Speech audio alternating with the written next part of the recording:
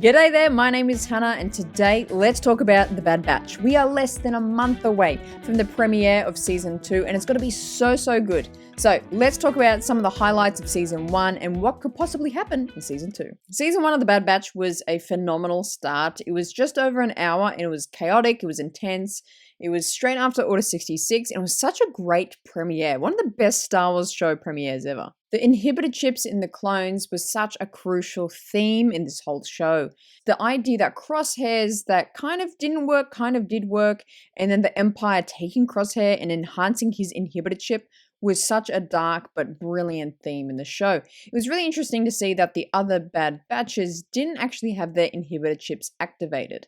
But further into the season, it was so clever that Wrecker's chip started to activate and he had these headaches, he started getting in pain, and then it activated to make a really dark episode where he almost, threatened to kill, almost killed Omega. I think the idea of the inhibitor chips is still going to be around for Season 2. I think they're still going to explore what that actually means, as we're still exploring and understanding what the transition between clone and stormtrooper is. The one thing that Season 1 of The Bad Batch did fantastic at as well is seasoning in these cameos of characters that we really love. Characters like, obviously, Captain Rex, but also people like Cutler Quain were such interesting additions to this show, but really made sense. It didn't feel out of place at all. Seeing Hera as a young girl and her family on Ryloth and what living under the Empire is like there now was super fascinating. And also the addition of Gregor at the end of the season, and the Bad Batch had to go rescue him from an Imperial prison. That was really cool to see. So for Season 2 cameos, we already know 3 of them from the trailer. We've got Commander Cody, we've got Gunji, the Wookiee Padawan, and actually, how did he escape? I hope they do explain how he escaped Order 66. And we've got Palpatine was a fairly heavy presence in the trailer as well, which is going to be really exciting to see what he's up to at this time as well. With those 3 cameos, those are pretty solid characters, and I think they'll be really interesting additions to the show.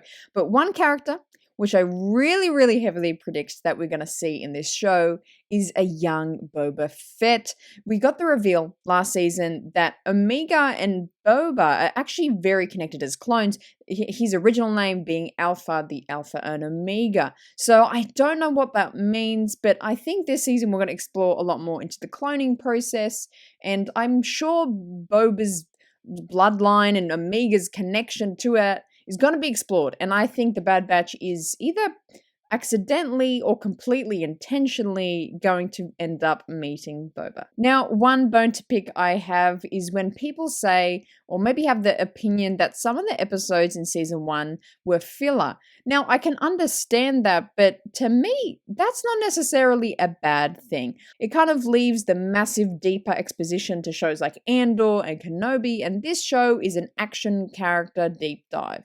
So it's just focusing on this group. There's a lot of character development which has to happen over a long period of time. So it takes an episode or 2 to get Wrecker to understand a concept, or for us to connect with Omega a little bit more. So yes, they're fillers, but it's good filler. It's meant to fill us up with the Star Wars story missions that we want to see.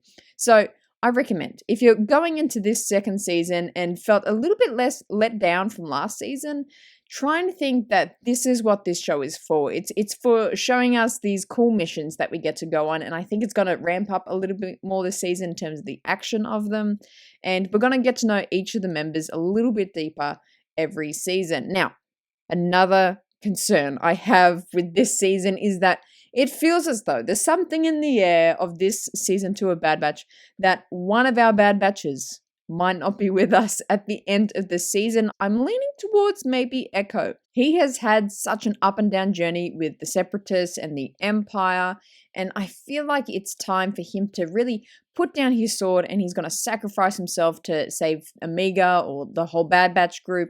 He's going to do something very sacrificial and end up dying at the end of the season. That's not saying I want him to die, because I love Echo, but I've just got that feeling. There is so much to look forward to this season. There's going to be incredible stories told. Just with the idea of Cody being back is so fascinating, and he's such a fan favorite. I think that's going to be an awesome story. And the Padawan Gunji, how is he going to be involved? Maybe Kanan comes back, and maybe Kanan and Gunji become buddies somehow.